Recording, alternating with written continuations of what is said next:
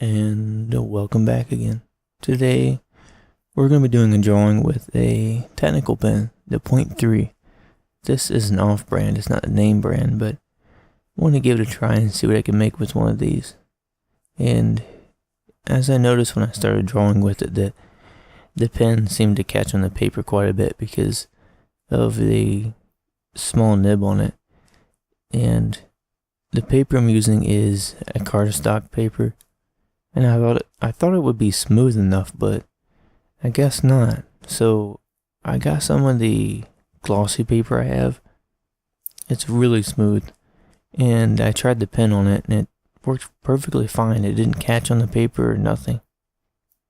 So I think I'm going to be buying myself a big pack of glossy paper, specifically for using with these pens.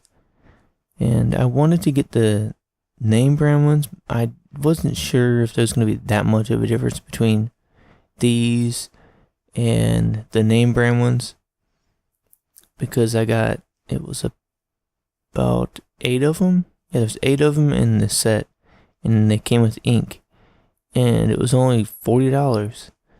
And the Isograph pens that are the name brand, like the Rotring, they want that much for just one pen. So I went and bought these to see how they'd work. And they did fine. I thought there was something wrong with the pens. So I just switched the paper to the glossy paper later on. It was after this drawing. And they worked fine. And as you can see here in the drawing I switched over to a .4 size pen so that it wasn't catching as much.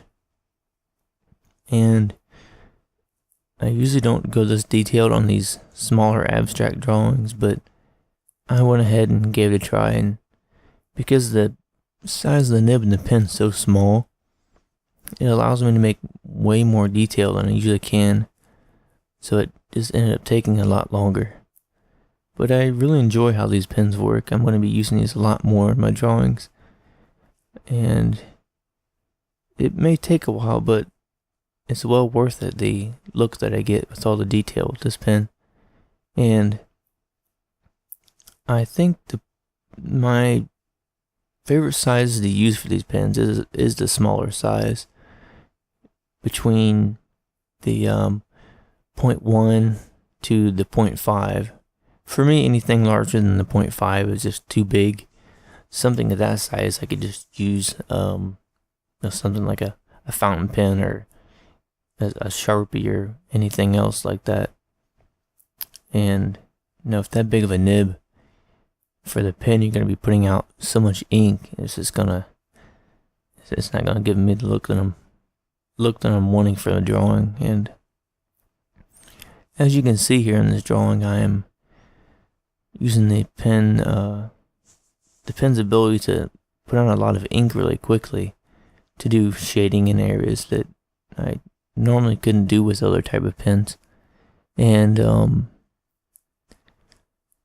here I'm just drawing what looks like kind of like smoke or clouds, and then there's a lot of rocky looking areas in it, and those look like some kind of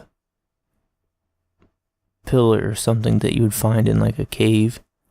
And when I got done with the drawing, I looked at it and I thought to myself, I have no idea what I just made. I just kind of scribbled and doodled some lines on there. And these are very good with stippling. You can get a lot of dots in there in small areas. And they're pretty fun to use.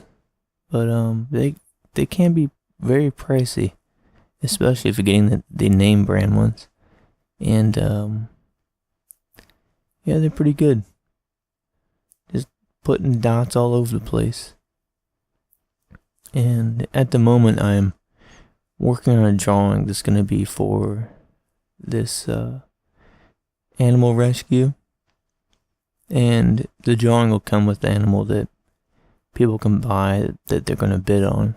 And I wanted to do something that would help other people or help animals or something. I didn't want to just like draw stuff with no purpose or no meaning. I wanted to have something to it that would give it some meaning. And I'm working on that drawing as well at the moment, and it's a lot of work.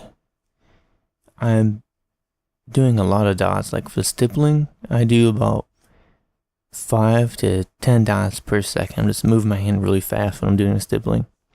And I calculated at this rate that I've done, based on the math, 300,000 dots. That's a lot of dots. And I'm going to be glad when I get it done, because it's just very tedious to put so many dots everywhere. And I've gotten the difficult part of the drawing done, and I've moved on to where I can do more line work and cross hatching rather than so much dots. But it's working out pretty good. And now that I know how these pens work, I'm gonna be doing larger drawings with them rather than just doing it on such small pieces of paper. These paper sizes are about 5.5 by 8.5 inches.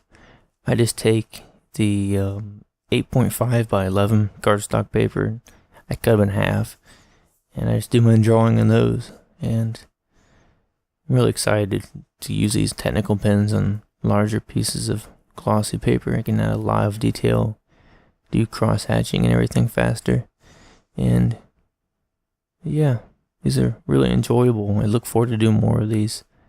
But thank you all for watching, and this is the final drawing. I hope you enjoyed, and I hope you're all doing very well out there. If you have any questions or anything else, you can check out the links in the description below this video. And until then, I hope you all have a great day or night wherever you are. Thank you.